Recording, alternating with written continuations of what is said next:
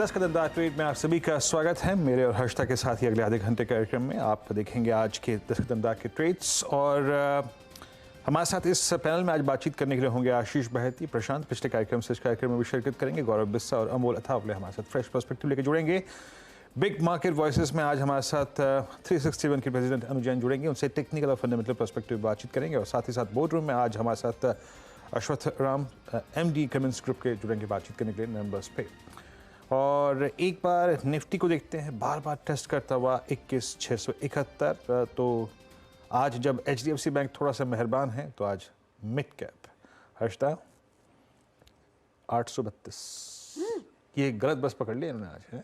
हाँ। और एक बताऊँ, अब मिड कैप में जब भी स्विंग आएंगे, चाहे वो हायर चाहे लोअर स्विंग, इतने ही बड़े होंगे क्योंकि इम्पैक्ट कॉस्ट इतनी हाई है ना इस प्राइस पे कि पूछिए मत। 33 रुपये का आरबीएल जब 350 रुपये हो चुका था तो आप समझ सकते हैं कि कितनी इम्पैक्ट कॉस्ट होती होगी। और वीरू काफ़ी अग्रेसिव सेलिंग देखने को मिली है।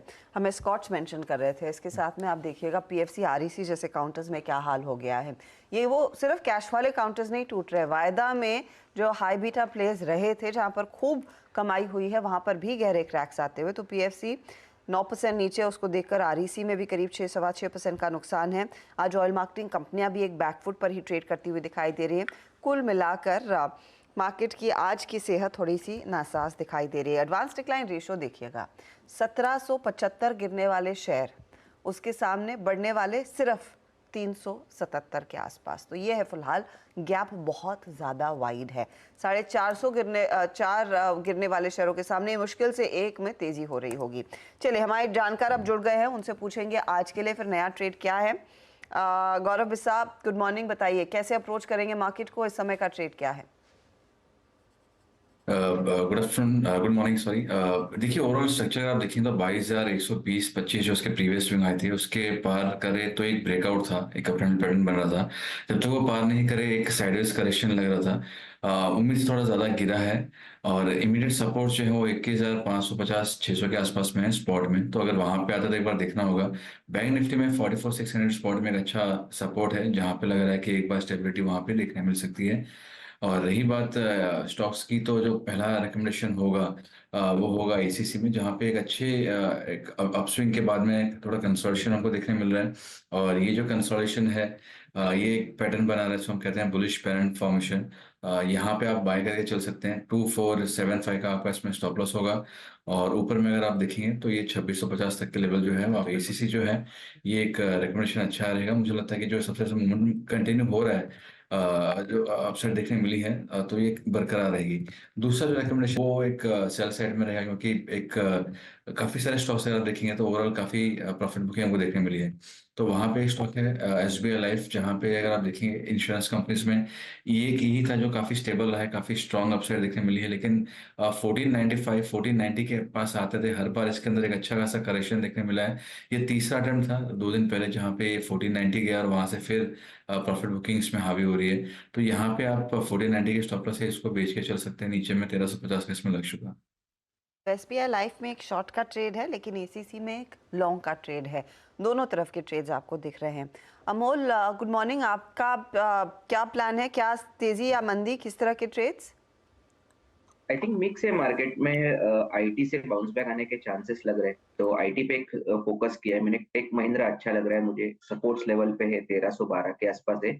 पोजिशनल पॉइंट ऑफ व्यू से 1-2 दिन शायद टाइम ले सकता है, बट पोजिशनली टारगेट्स निकल के आ रहे हैं 1380 तक के। और 1285 उसका स्टॉप लॉस रहेगा। और दूसरा स्टॉक्स मुझे एक अच्छा लग रहा है, महिंद्रा एंड महिंद्रा। ये कॉन्ट्रा बेट है, आज 2% डाउन है, बट रिट्रेसमेंट लेवल पे अवेलेबल है, तो 1650 के आसपास है। 1730-40 ये भी पोजिशनल टारगेट्स है, और स्टॉप लॉस उसका रहेगा 1620 का।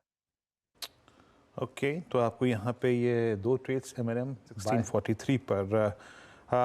आशीष बहती जी, आपके दो ट्रेड्स? जी वीरेंद्र जी, मेरे दोनों के दोनों सेल साइड में रहेंगे। पहला जो रहेगा वो लॉरस लैब में बिकवाली रहेगी। स्टॉक 2 दिन पहले 20 टाइम में जरूर अपना कोशिश कर रहा था, अटेम्प्ट कर रहा था उसे ब्रीच करने का, बट वहीं से वापस सेलिंग इसमें बढ़ते हुए देखने मिली है। और हमें लग रहा है कि जिस हिसाब से नंबर्स के बाद इसमें जो गिरावट थी, वो गैप फिल करने का अटेम्प्ट था, वो फेल होता हुआ देखने मिला है। तो ये स्टॉक वापस शायद अपने 200 डेमा तक एक बार स्लाइड हो सकता है। तो बिकवाली की सलाह है लॉरस लैब में जो स्टॉप लॉस मेंटेन करना है वो 395 का कैसे मेंटेन करे। हमें लग रहा है इसमें 375 तक का जोन देखने मिल सकता है। दूसरा जो स्टॉक हमें बिकवाली के लिए लग रहा है वो है एनएमडीसी।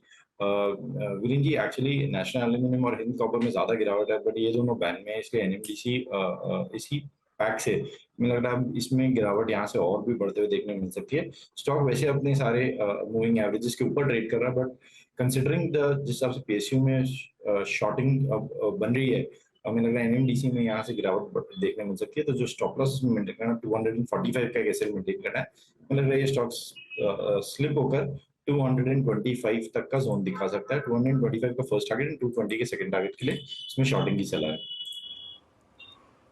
ओके, तो एनएमडीसी और साथ ही लॉरस लैब्स दोनों में एक शॉर्ट साइड का ट्रेड इस समय लिया जाए। प्रशांत, बताइए आपका ट्रेड क्या रहेगा? क्या मंदी के ट्रेड्स ही आइडेंटिफाई कर रहे हैं या फिर कुछ तेजी लायक भी है? तो हर्षा जी, मार्केट काफी वोलेटाइल और चॉपी है, तो यहाँ पे मैं दो ऐसे स्टॉक्स लेना चाहूंगा जो सपोर्ट के काफी नजदीक से बाउंस कर रहे हैं एक वीक मार्केट में भी। तो यहाँ पे हो सकता है मार्केट थोड़ा स्टेबलाइज हो तो यहाँ अच्छा बाउंस पुल बैक आ सकता है। फर्स्ट पिक होगा आईसीआईसीआई बैंक। यहाँ पे स्टॉप लॉस रखेंगे 985 985 और एक दो पॉइंट नीचे रखिए 984 983, क्योंकि 2 दिनों का लो 985 है। और यहाँ से जो टारगेट में दिख रहा हूँ होगा 1030 से लेके 1035 1035 का। नेक्स्ट पिक होगा एक under performer in the entire rally, एक अच्छा बेस फॉर्मेशन कर रहा है, वो होगा एचयूएल हिंदुस्तान यूनिलीवर। यहाँ पे स्टॉप लॉस रखेंगे 2390 2390 और जो टारगेट में देख रहा हूँ वो होगा 2485 2485 का। यहाँ एक अच्छा बेस फॉर्मेशन हो रहा है और एक अच्छा पुल बैक यहाँ पे मैं एक्सपेक्ट कर रहा हूँ। ओके, कॉल्स पूरी हो गई यहाँ पे। 2417 पे आके आपका एचयूएल जो आपने बाय ट्रेड दिया अभी। मीनवाइल निफ्टी बार बार स्ट्राइक करता हुआ 20 डेमा को। बैंक निफ्टी को आज थोड़ा सा कंफर्ट मिल रहा है और आई थिंक एक जिसे कहते हैं ना, आई मीन वो जो पेन था एचडीएफसी बैंक का, उससे थोड़ा सा रिलीफ मिलता हुआ। और एचडीएफसी बैंक ने सही मायने में अब तक के इस डाउन साइड को रेस्ट्रिक्ट किया है। गौरतलब है कि 30% अगर आप देखें एक कंपोनेंट एचडीएफसी बैंक का है, तो एचडीएफसी बैंक की अब तक की रिकवरी हमारे को एटलीस्ट यहाँ पे खुलने नहीं दे रही है। इट्स 1410। जब लास्ट टाइम राष्ट्र मैंने बात की थी उस वक्त 1401 था भाव, अब एक ऑलमोस्ट 1411 पे आके ट्रेड करता हुआ। और इस बीच अच्छी स्ट्रेंथ कहाँ नज़र आ रही है, उसमें एक तो स्टॉक्स और मार्क कर देता हूँ मैं यहाँ पे। एलएनटी करीब 0.5% ऊपर, कल के थोड़े से अगर आप देखिए अपने पेन के बाद रिकवर करने की कोशिश करता हुआ। जी हाँ वीरूप, एलएनटी की बात हुई तो कमिंस इंडिया का स्टॉक भी आपकी स्क्रीन पर लेकर आएंगे, क्योंकि कल आपको याद होगा शानदार क्वार्टर के बाद और ख़ासतौर से घरेलू डिमांड के चलते जो परफॉर्मेंस कंपनी ने उम्दा दिखाया है, स्टॉक आउट परफॉर्म कर रहा था। आज थोड़ा सा साइडवेज है क्योंकि मार्केट का बिहेवियर ही वैसा देखने को मिला है। मैं आपको याद दिला दूं कि मुनाफे में करीब 26% तक की वृद्धि देखने को मिली थी। 450 करोड़ के ऊपर का मुनाफा आया। आय करीब 16% बढ़कर आई है। मार्जिन्स भी इंप्रूव हुए, करीब 2% का इजाफा देखने को मिला है। और ये लार्जली डोमेस्टिक डिमांड में जो ग्रोथ आई है उसके मद्देनजर रहा है। अब यहाँ से आगे की स्थिति कैसी रहेगी, कितनी और बेहतरी देखने को मिलेगी, उस सब पर बातचीत कर लेंगे। हमारे साथ कंपनी के मैनेजिंग डायरेक्टर अश्वथ राम जुड़ गए हैं। Sir good morning, congratulations. एक जोरदार क्वार्टर रहा है आपके लिए। It's a beat across all fronts despite the fact कि पिछले साल एक हायर बेस था।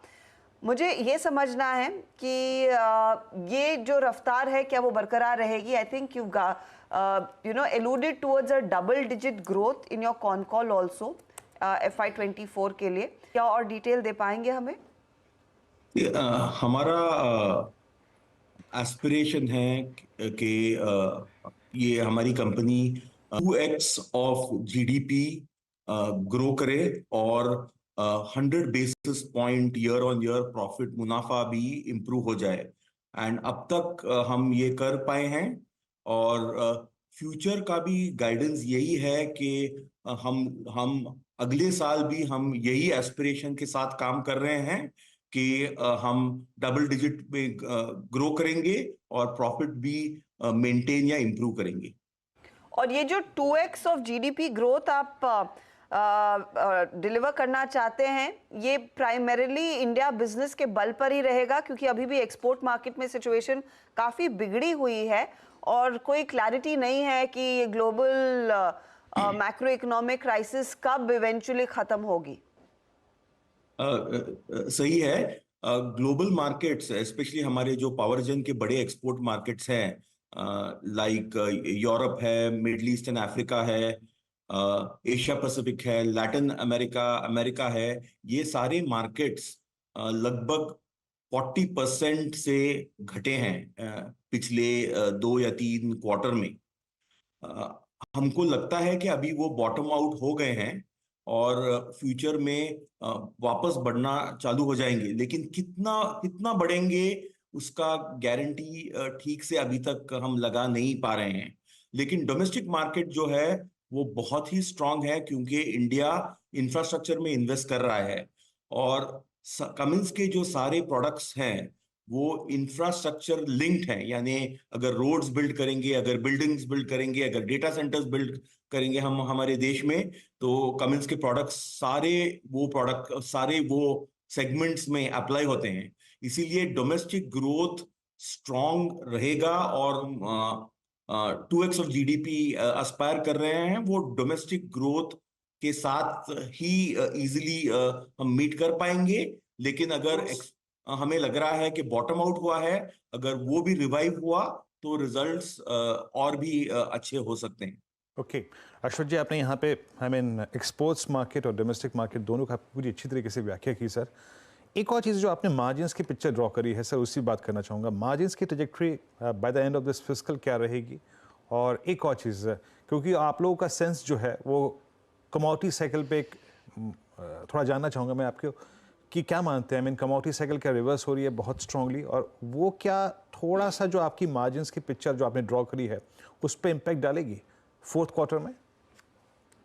सर्टेनली सेकेंड और थर्ड क्वार्टर में हमें बहुत एडवांटेज मिला कमोडिटीज का, क्योंकि जो हमने प्राइस इंक्रीजेस किए थे कमोडिटीज के लिए वो हम होल्ड कर पाए।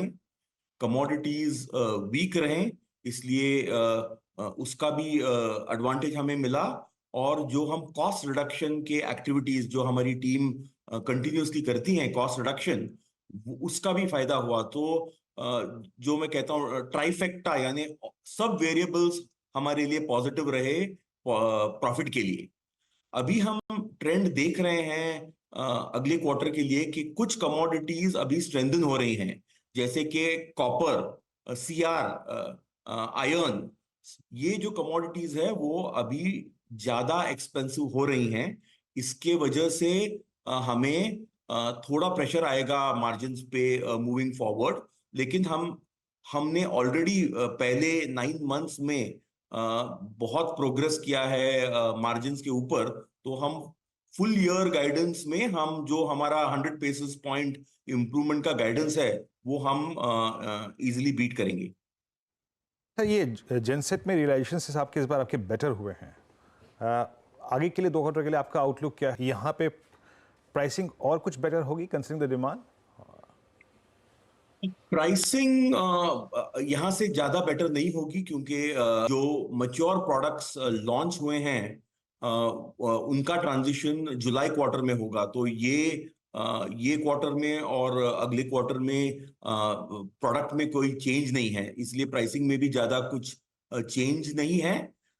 लेकिन कंपटीशन ऑल्सो बढ़ रही है। तो हम अभी देख रहे हैं कि चाइना, फ्रांस, वहां से रूट होके जो जेनसेट्स आ रही हैं वो लोग उनका मार्जिन एक्सपेक्टेशन हमारे मार्जिन एक्सपेक्टेशन से अलग है। इसलिए कंपटीशन फील्ड में तो बढ़ रही है, तो उसके वजह से प्राइसिंग के ऊपर प्रेशर थोड़ा आएगा।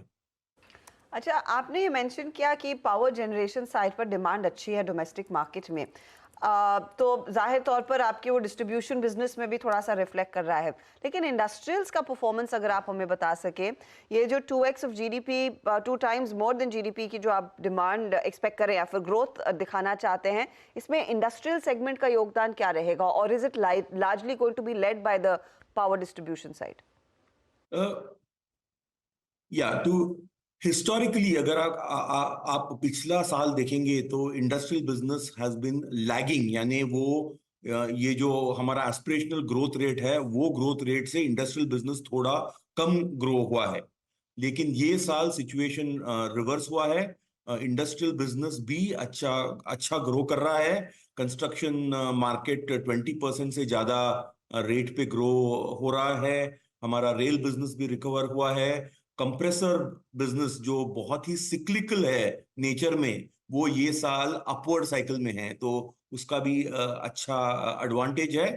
तो ओवरऑल अगर मैं इंडस्ट्रियल का बात करूं तो इंडस्ट्रियल ये साल अच्छा परफॉर्म कर रहा है और हमारा 2x ग्रोथ में हेल्प कर रहा है। अश्वथ जी, बहुत बहुत शुक्रिया इस post I think results interaction में हमारे साथ आज जुड़ने के लिए और सभी सेगमेंट से बातचीत करने के लिए। Margins, domestic market, export market, सब पे अपनी व्याख्या रखने के लिए बहुत बहुत शुक्रिया सर, and have a nice weekend and best of luck for the next quarter as well. अब एक काम करते हैं, हाँ जी, अब आते हैं निफ्टी को देखें, और अगर आप निफ्टी को शॉर्ट करना चाह रहे हैं या फिर निफ्टी बैंक को, तो आज HDFC बैंक और ITC कह रहे हैं करने नहीं दूंगा। HDFC bank at day high और ITC आई मीन इस दौर के जो दो सबसे वीकेस्ट स्टॉक्स थे वो डे हाई पर ट्रेड करते हुए। मीनवाइल इस टेक्निकल पिक्चर को थोड़ा सा और बारीकी से समझने के लिए और समझाने के लिए हमारे साथ एक खास मेहमान जुड़ी हैं इस वक्त। हमारे साथ इस वक्त 361 के प्रेसिडेंट अनुज जैन जुड़ चुकी हैं। अनुज जी नमस्कार, कार्यक्रम में स्वागत है आपका। ये 22,000 के बीच जो जुझारूपन चल रहा है मैम, इसको आप कैसे रीड कर पा रही हैं? अब क्या वाकई एक बहुत बड़ा स्ट्रॉन्ग सप्लाई जोन 22,000 हमारे स्क्रीन आपके मुताबिक, और यहाँ से किसी डाउनसाइड की एक्सपेक्टेशन? जी, जो 22,124 का लेवल था, जो मैं कुछ आपको क्रेडिट, आपके चैनल को श्रेय दूंगी कि आपने वो एक टारगेट बना दिया था, तो आई थिंक वो एक डेफिनेटली वो तो प्रभु राम की माया थी मैम। गिवन कि जो जिस तरीके से मार्केट चल रहा है, जो क्वार्टरली रिजल्ट्स आए हैं, उसमें आप देखेंगे कि बीट्स किसी में भी ज्यादा नहीं आए, खास करके बैंकिंग सेक्टर में तो कहीं भी नहीं आए हैं, रिटेल में कहीं नहीं आए हैं, QSR में कहीं नहीं आए हैं। तो वो जस्ट अबाउट मीटिंग एक्सपेक्टेशन या just about not meeting expectations आए हैं। तो उस स्थिति में, और जबकि जो कल RBI का एक I wouldn't call it hawkish, but I wouldn't even call it neutral. वो जो स्टैंस आया है, उससे कल जिस तरीके से बैंक निफ्टी टूटा था, तो वो एक क्रूशियल लेवल टेक्निकली टूटा। अब मेरे ख्याल से अगर आप टेक्निकली बात करें तो ये 780 और 850, 21,780 और 850 का लेवल है, ये बहुत क्रूशियल है। अगर ये आज होल्ड है, क्योंकि आज भी वो जूझ रहा है 700 और 700 भी तोड़ा है उसने, तो टेक्निकली बोलते हुए तो I would say that is a major thing. अगर वो टूट गया तो आप डेफिनेटली एक 21,100 जो पिछली बार बॉटम बनाया था, वहां तक तो जरूर जा सकते हैं। 20,700, 20,800 तक भी आप जा सकते हैं, क्योंकि अगर आप समझिए अभी USA में भी S&P 5,000 के आसपास है, उन्होंने 4-5% का करेक्शन दे दिया और आप इस सिचुएशन में हैं, तो दोनों कॉम्बिनेशन मिला के जो टेक्निकल्स होंगे उसमें आपको 5-6% का correction will be very nominal.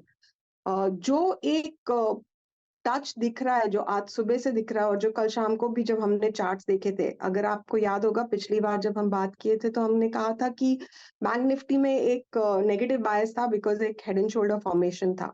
वो हेड एंड शोल्डर फॉर्मेशन का पहला target was closer to about रफली एट अबाउट 44,370 के आसपास था। तो 44,370 के पास था, कल हम 45,000 के आसपास बंद हुए। लगभग आप देखोगे तो 2% वो सपोर्ट लेवल है। और वही अगर आप देख रहे हैं कि आज आपने ICICI बैंक, HDFC बैंक, सब में एक लेवल का एक चीज दिख रहा है कि यहाँ पे हम नहीं गिरेंगे। तो अगर बैंक निफ्टी ये ठान ले कि इस लेवल से हम नहीं गिरेंगे, तो निफ्टी का गिरने की गुंजाइश कम हो जाती है। फिर जो डर रहेगा कि अगर वहां पे ये फॉल आता है तो वो आपके ओवरस्ट्रेच मिड कैप, स्मॉल कैप्स में फिर वो ब्रॉडर मार्केट करेक्शन हो सकता है। निफ्टी शायद आपको 300-400 पॉइंट में ही घूमता रहेगा, तो वो एक रिस्क अब बढ़ रहा है, तो उसके ऊपर सावधानी रहेगी। बट आई थिंक बैंकिंग में खास करके जो इन्वेस्टर्स हैं उनके लिए तो आई थिंक हमने एक P बेस्ड मॉडल भी देखा था। प्राइस टू बुक पे हम जनरली निफ्टी को देखते हैं, तो जो निफ्टी का इस समय प्राइस टू बुक है 1 ईयर फॉरवर्ड या 2 ईयर फॉरवर्ड, वो 2.1 है। वो बेसिकली इतना नीचे हो चुका है अपना बैंकिंग का कि अब वो जोन जो IT में 6 महीने पहले का कंडीशन है उसके आसपास है कि आपका अगर आप पीएसयू बैंक्स देखेंगे तो वो 9 टाइम्स अर्निंग्स के ऊपर है, और आपका प्राइवेट बैंक्स जो पहले 20-21 टाइम होते थे 16 टाइम है, और आपका 1 ईयर 2 ईयर फॉरवर्ड निफ्टी करीब 20-21 टाइम है। तो निफ्टी से करीबन करीबन 2 डिविएशन नीचे है आपका बैंक्स। तो आई थिंक दोनों पीएसयू एंड प्राइवेट दोनों ही चलेंगे, बट आई थिंक जो हमने एक इतना बड़ा कट, चाहे वो एचडीएफसी हो, चाहे वो आईसीआईसीआई हो, एक्सिस हो, वो कहीं ना कहीं अगले 2 से 3% में मेरे ख्याल से रुक जाएगा। तो वो एक निफ्टी का सपोर्ट रहेगा, उसके कारण शायद आपको बहुत बड़ा फॉल ना दिखे निफ्टी। ओके, तो होपफुली अब यहाँ से आगे और गिरावट नहीं आएगी। आज वैसे थोड़ा सा संभालने का काम एचडीएफसी बैंक कर रहा है। गुड मॉर्निंग अनु, आईटीसी पर क्या व्यू बन रहा है? क्योंकि आईटीसी में कल वो थोड़ा सा बीएटी की बिकवाली की खबर आई थी। उन्होंने ऑफ कोर्स अपने इन्वेस्टर्स के साथ जो बातचीत होती है उसमें लिखित तौर पर कहा कि हम एनालाइज कर रहे हैं क्या तरीका होगा आईटीसी में अपने स्टेक को कम करने का। कल टूटा, आज थोड़ा सा सपोर्ट दे रहा है, लेकिन यहाँ पर किस तरह का रेंज आ सकता है ट्रेड के लिए, कंसिडरिंग ये एक ओवरहैंग रहेगा कि बीएटी आकर कब और कितनी स्टेक बेचता है? देखिए, जिस तरीके से ये स्टॉक चल रहा है, इसने काफी, it's not moved with the market, और जो 420 के आसपास चल रहा है, मेरे ख्याल से एक महीने में इसने नेगेटिव रिटर्न ही दिया है, जबकि मार्केट इतना ऊपर चला है। तो मैं कहूंगी कि इसका बेसिकली सपोर्ट आपको 400 के आसपास मिलेगा। एंड अगर आप 6 महीने का मेरे से व्यू पूछेंगे तो हो सकता है कि बीएटी बीच में जब बेचे तो एक बार आपको 390-400, बिकॉज जो भी इतना बड़ा स्टेक बेचेगा वो मार्केट प्राइस से थोड़ा डिस्काउंट पे बिकेगा, तो इसीलिए कल लोगों ने उसको बेचना शुरू कर दिया था। बट आई थिंक वैल्यू है, यहाँ से आपको कम से come over a 6 month period ये आपको 450 से 480 का टारगेट दे सकता है। वैसे भी इसका जो बाकी के ट्रिगर्स हैं जो प्ले आउट करना है वो अभी बाकी हैं, एंड आप relative to the whole FMCG sector देखेंगे तो ये अंडर वैल्यूड है। तो आप रिलेटिव वैल्यूएशन पे भी इसको जैसे भी एफएमसीजी टर्न अराउंड करेगा तो this will probably race towards it, which will be closer to the monsoon. So I think that will be a trigger which you will watch there. It is not a stock कि ये आज आपको return देगा, but for investors this is a good level to get it. Okay Anu ji, इससे पहले कि मैं कुछ और सेक्टर पे आऊँ, आई थिंक जो बैंक पे बात हुई थी ना अभी आपसे, उससे मैं 2 चीज़ और पूछना चाहूँगा, उसी में एक चीज़ और, कि इस दौर में जब HDFC bank I think pain में रहा, पीएसयू बैंकिंग ने बहुत स्ट्रॉन्ग मूव दिया, आईसीआईसीआई ये एसबीआई ने अपना कल ऑल टाइम हाई क्रिएट किया। जब बाजार इस डिफरेंशियल को प्ले करना शुरू करता है तो वो अमूमन कब तक प्ले करता है? उसी पिक्चर को ड्रॉ करते हुए अगर आपको अभी भी पीएसयूज में कुछ चेस करना हो, किस में स्पेस बाकी है, या फिर आप कहते हैं कि नहीं, I think late to take exposure in PSU banks? देखिए, मेरे ख्याल से अगर मुझे लेना हो तो मैं स्टेट बैंक ही लूंगी, या सेकंड बैंक ऑफ बड़ौदा है। यहाँ पे आपको यहाँ से कम 10% या 12%, 15% सालाना मिल सकता है। बीच में आप एक 15-20% ऊपर जाके जाएंगे। रिजल्ट वाइज अगर आप देखेंगे तो मेरे को सबसे अच्छा रिजल्ट अभी भी आईसीआईसीआई का लगा है। तो मेरे ख्याल से अगर मुझे एक स्टॉक लेना होता, पीएसयू, नॉन पीएसयू, प्राइवेट, मेरे को वो बैरियर नहीं रखना होता, तो मुझे जिस हिसाब से क्लीन रिजल्ट दिख रहा है, even for the short term I would से, जिस तरीके से आज पुल बैक आया है, तो 1080-1100 रुपए के लिए मुझे आईसीआईसीआई बेटर लग रहा है। अगर हमको सिर्फ पीएसयू ही बात करनी है तो probably then I would pick SBI, because अगर आप लार्जर प्लेयर्स को देखेंगे, फंड्स को देखेंगे, लिक्विडिटी फैक्टर को देखेंगे, तो larger players will prefer the most liquid bank. या फिर आप जिस तरीके से, मैंने पहले भी, मेरे ख्याल से we were among the first ones जिसने पीएसयू ईटीएफ को करीब 47-46 पे बोला था कि लेने लायक बनता है, बट हमने यहाँ पे लगभग एट अबाउट 68-69 पे हमने सबको निकलवा दिया, बिकॉज हमें अब प्राइवेट में ज्यादा वैल्यू लग रही है। ये सिर्फ एक सेक्टोरल फ्लो है, बट इसका मतलब ये नहीं है कि पीएसयू नहीं चलेगा। मेरे ख्याल से वो अभी भी चल सकता है, बट अगर आज मुझे पिक करना है तो probably ICICI would be my top pick.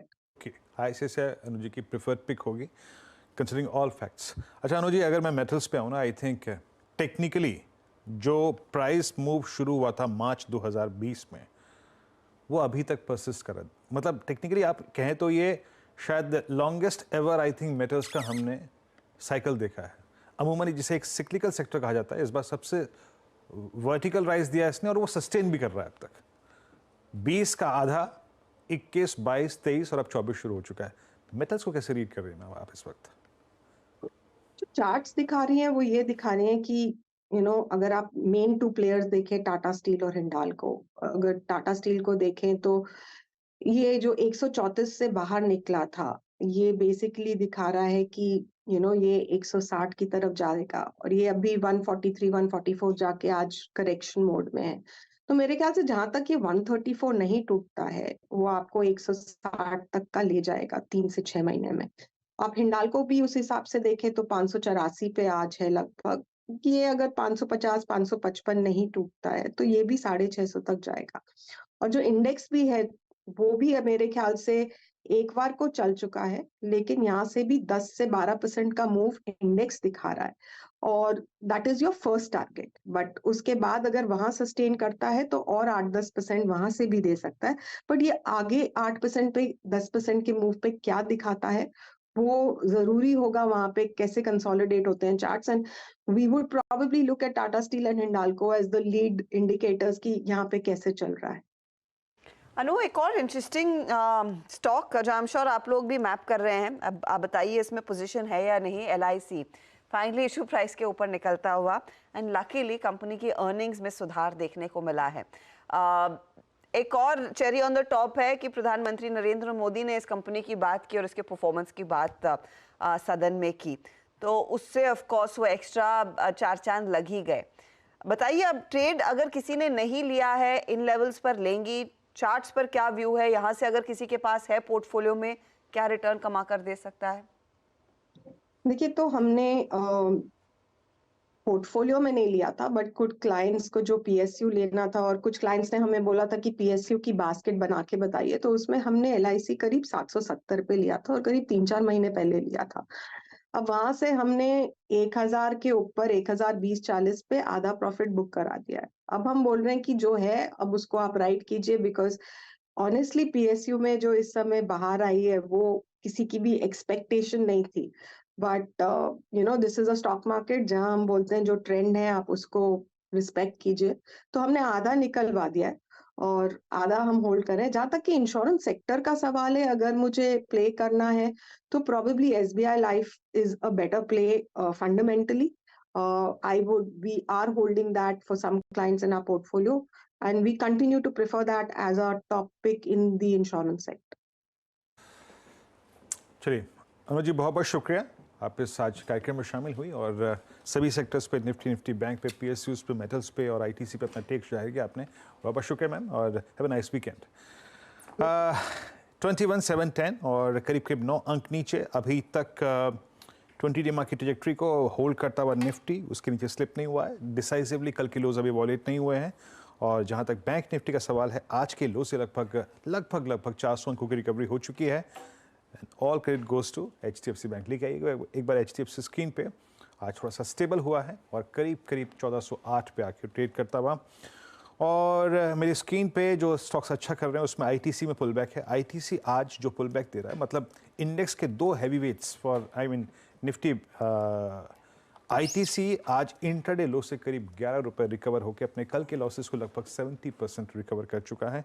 Day high की ट्रैजेक्टरी में आके ट्रेड करता हुआ। और इस वक्त एक और चीज़ जरा एक बार आप रखिएगा स्क्रीन पे, पेन थोड़ा सा IT में बढ़ा है, तो मल्टीपल क्रॉस कॉम्बिनेशंस हैं। बट नीरज जी अब जुड़ चुके हैं हमारे साथ। नीरज जी, दुविधा में डालने वाला आज थोड़ी सुविधा देता हुआ HDFC बैंक। दुविधा में कौन डाला, मिड कैप या IT? नहीं, मिड कैप की तो दुविधा है ही है। HDFC बैंक की बात कर रहे हैं। HDFC बैंक क्यों नहीं चल रहा है? यही तो मैं आपसे पूछ रहा था जब न्यूज़ रूम में आया था सबसे पहले सुना। मैंने आपको बताया था। तो पॉइंट बहुत वैलिड था आप लोगों को सर, वो फैक्चुअल पॉइंट है। अगर आप उसको एनालाइज करेंगे, I'll tell you, वो उसका कोई तोड़ नहीं किसी के पास। खैर एनीवे, तो लेकिन मिड कैप में अच्छी खासी चल रही है। क्या कहना है उसको, प्रॉफिट बुकिंग कहना चाहिए, है ना? कितना 800 पॉइंट गिर चुका है मिड कैप हर्षदा जी, और रेलवे स्टॉक की रफ्तार में ब्रेक लग गया है। मुझे लगता है कपड़े धोए जा रहे हैं। रेल की रेल बनी है। तो लेकिन ये अच्छी चीज़ है, प्रॉफिट तो लेना चाहिए ना। बुक का प्रॉफिट मतलब बुक प्रॉफिट। बता दें कि मनी कंट्रोल पर दिए गए विचार एक्सपर्ट्स के अपने निजी विचार होते हैं। वेबसाइट या मैनेजमेंट इसके लिए उत्तरदायी नहीं है। यूजर्स को मनी कंट्रोल की सलाह है कि कोई भी निवेश निर्णय लेने से पहले सर्टिफाइड एक्सपर्ट की सलाह लें।